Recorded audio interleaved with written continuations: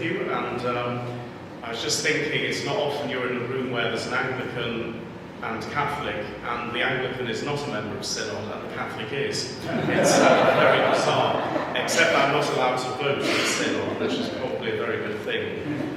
And the other thing I was distracted by is that 8 years ago about this time, the learned Professor Tim McQuibben was examining me on my understanding of Methodism, and thankfully he was a very kind examiner. Well, I thought so anyway. Thank you, Tim. And it was from Tim, actually, that I learned initially most of the things that I've come to understand about Methodism. And he was the one who inspired me to read more about Methodism. And thank goodness he did, because I spent a lot of my time with Methodists. That's my way of a general introduction. There's lots, like Jeremy's just said, there are lots we could say about the Catholic understanding of synodality. We could begin all the way back at the Council of Jerusalem, when a decision had to be made. And we all know about that, and I don't really want to start there. My starting point really is the opening door of the Second Vatican Council in the 1960s. And I think it's significant to mention in the Week of Prayer for Christian Unity that Pope John the 23rd called for the Second Vatican Council at the end of the Week of Prayer for Christian Unity, on the 25th of January 1959, when he was in St. Paul's Basilica, a practice which has continued throughout the years.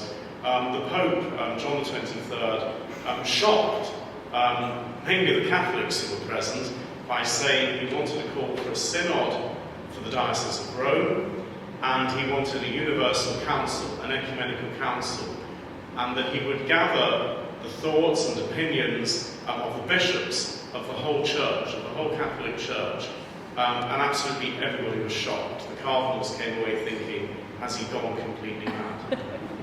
And I think it's significant that he did it at the end of the Week of Prayer for Christian Unity, because one of the major thrusts of the Second Vatican Council was dialogue. Dialogue with the world, and dialogue with other Christians. And that has continued, thankfully, since the time of the Second Vatican Council.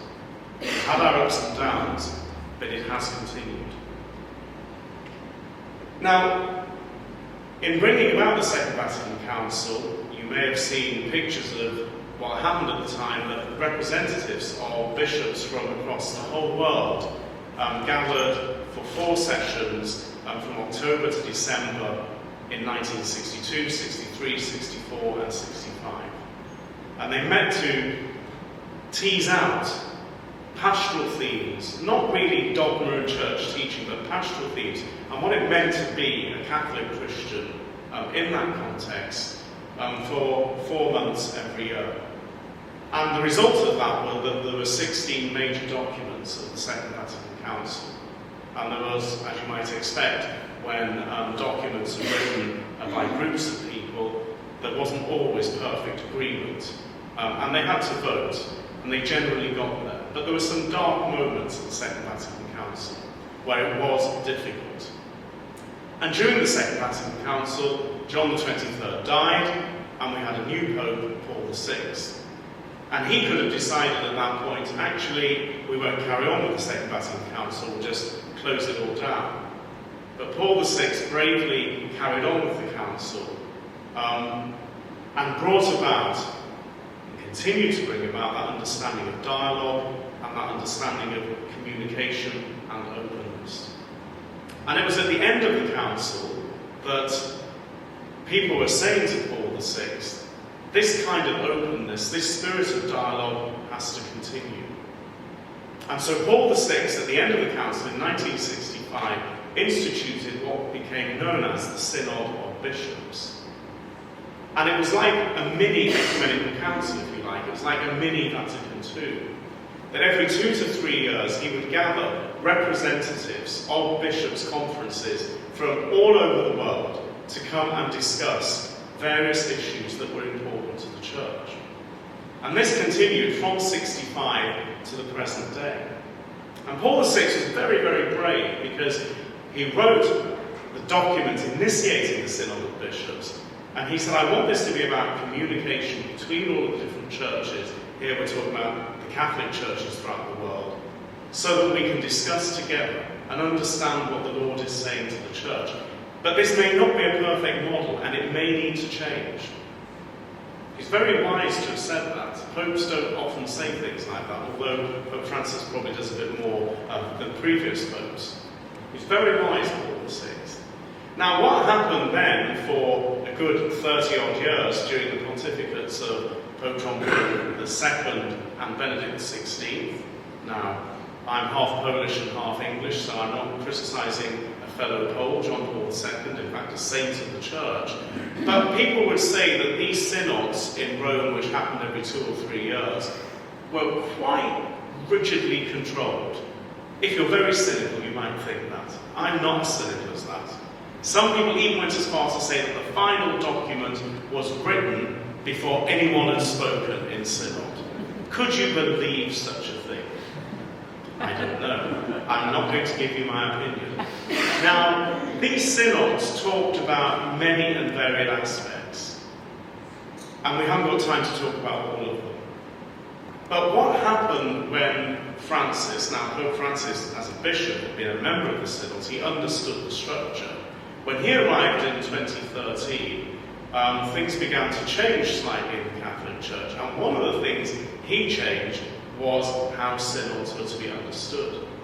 And he forced, if you like, the bishops to consult not just amongst themselves, but actually to go out and talk to lay people, can you imagine such a thing, about what they thought about the church.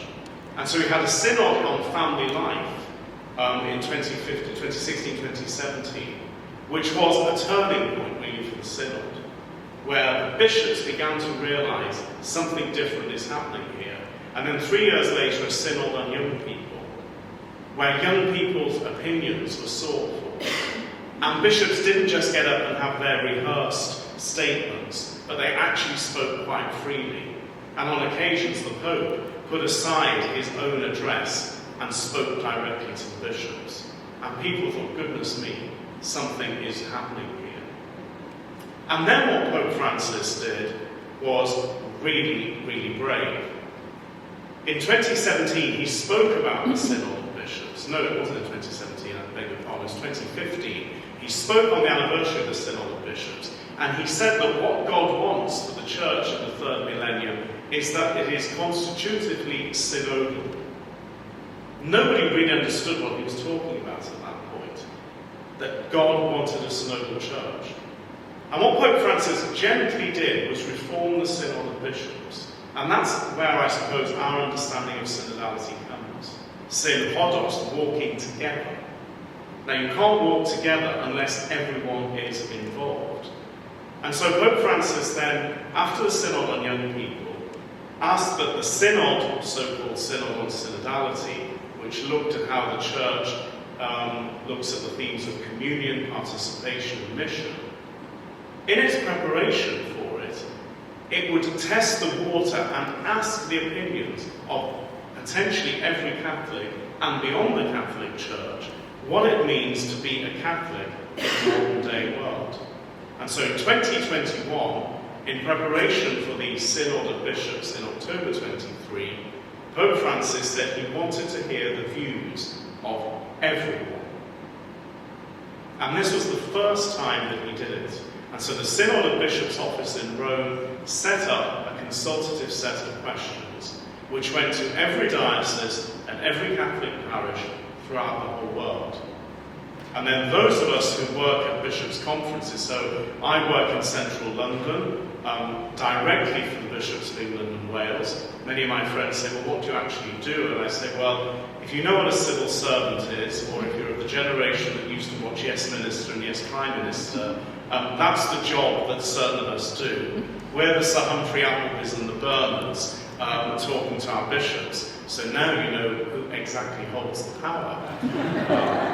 Think about that. And so, in England and Wales, the bishops did what all the other bishops' conferences throughout the world did, and consulted the people on what they thought it meant to be a Catholic Christian in today's world. And the answers were not always surprising, but sometimes they were. And I had the incredibly awesome task, along with a group of 9 other people, to synthesize the responses that we got from the 22 dioceses of England and Wales. So I presented, and those of us who worry about the environment will worry about this, but it's easier, I think, mitigating here, to read the printed page rather than on a screen. So we had 1,000 pages of documentation from the diocese, which we had to synthesize into 10 pages from the Vatican to say this is what's going on in England and Wales. Now, I could talk to you a long time about the themes that came up. Jeremy and Tim have already mentioned some of those things. You know, the role of women in the church, young people, gender, sexuality, where people have felt abused physically by the church, safeguarding issues, lack of trust. But deep down there was a great love for the church. People loved going to church. They actually said they quite liked their priests. They wish they could preach a bit better, but they generally liked their priests, etc., etc. And all of this consultation then fed into a wider consultation for us at a European level. So last February, I was part of a delegation of 4 people that went to Prague. It was absolutely freezing in February. Thank goodness the hotel we stayed in was heated well. It was absolutely freezing outside. And we heard what the European churches were saying. And it was quite consoling because generally we were all saying the same things. Apart from, actually, as you moved from Western Europe to Eastern Europe, things changed. Because here in the west of Europe, we've had to confront decline, safeguarding, abuse, and many different issues that the East are yet to face.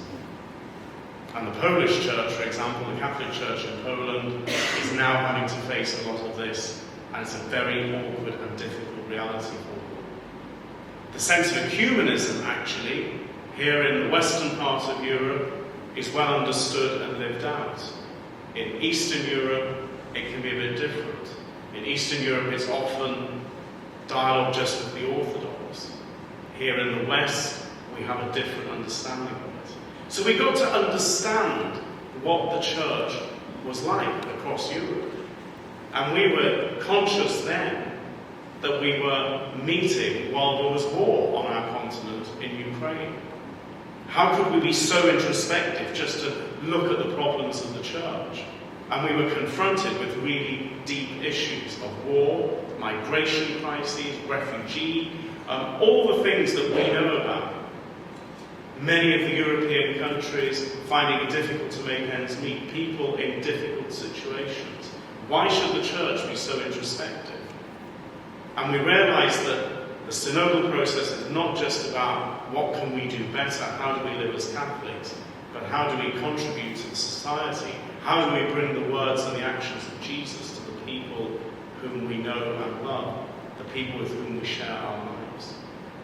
And from the continental, so we've gone from parish level to diocesan level to a national level, then to continental level, so we met in Europe, but there were meetings in North America, in South America, in Australasia. There were 7 continental meetings, and all the time sifting down this information until a document was produced for the Synod of Bishops in October 23. And I'm going to finish very soon, you'll be pleased to know. But I just want to speak very briefly about the experience of being part of the Synod. Now remember I told you my role was a bit like being Sir Humphrey Appleby or Bernard, telling the bishops things, and the bishops of England and Wales meet in plenary twice a year, generally after Easter and in November.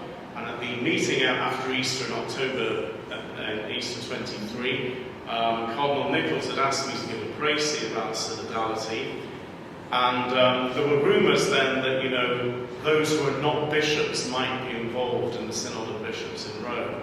And I just spent about 10 minutes saying, I don't think it will happen in 23. It might happen in 24, but not in 23. And at this point, our bishops had elected their representatives and we were sorting ourselves out. A day later, while we were still at the plenary meeting, the Pope announced that they were going to have people who weren't bishops at the Synod of Bishops in Rome. And I was sitting next to one of our bishops at dinner, and he said, well, you got that right then, didn't you? He said, you didn't see that one coming. I said, well, remember, I did say it could happen in 2024. He said, you'll probably end up going. He said, so we don't need to go, because you know more about this than we do. What actually happened was that I became part of a delegation. I was chosen, not by our own bishops, but by the European continent. There were 10 people to be chosen from each continent who were not bishops. So women, priests, religious, those either monks or nuns, and lay people, and young people, and everyone had to be represented in that tent. So it was quite a mass. And we joined the bishops in October. So from England, there were 4 of us, 2 bishops elected by their brothers, 1 chosen by the Pope, and me from England and Wales, who was representing more broadly Europe. And we joined with about 400 people in the Vatican for the whole month of October. And I tell you, it was very, very interesting, because as we went through the topics, we did it by conversation in the Spirit. And this is where I will end. We had to listen to each other. That's really hard for Catholic clergy. Really, really hard, and particularly difficult for the bishops. And we had 3 rounds when we did these conversations. The first round was you answered a question, and you had to speak for 3 minutes by answering the question. After every 3rd speaker, there was a pause to pray. The second time we went round, without arguing or discussing, you had to just say what had touched you, positively or negatively, from the other speakers, without entering into a dialogue. It was only the 3rd time where you could have a conversation. And each group had a facilitator, and sometimes they had to be really brave and say, excuse me, Bishop, you can't do that now. You can't say, I don't agree with you. It's just what the resonances are. Don't start discussing. And sometimes the facilitators had to be very brave and say, actually, Bishop, 3 minutes is up. Be quiet. Can you imagine the scenes? And it took us quite some time, 4 weeks in fact, to get very, very close to understanding this. What I'm trying to say, in a jumbled way, is that we've gone from having a very precise structure to Pope Francis opening us up to actually listening to each other, to listening to the Holy Spirit, and really trying to discern what God is saying to the Church. And I rooted it in Vatican II at the very beginning, because at the time that we started Vatican II, John the 23rd clearly said, we have to listen to the voice of the Holy Spirit, we have to listen to each other. It's taken us 60 years to understand that process, but now we're beginning to see the fruits. October 24 is the second part of this synod, where we will begin to gather some of those resonances to see what the Lord is really asking of us. So, it's not like being in the General Synod of the Church of England, thank goodness. But it has its own difficulties and tensions and challenges too. But it is what we have been given at this moment, and we're doing our best. It might take us another 60 years to get there. Thank you.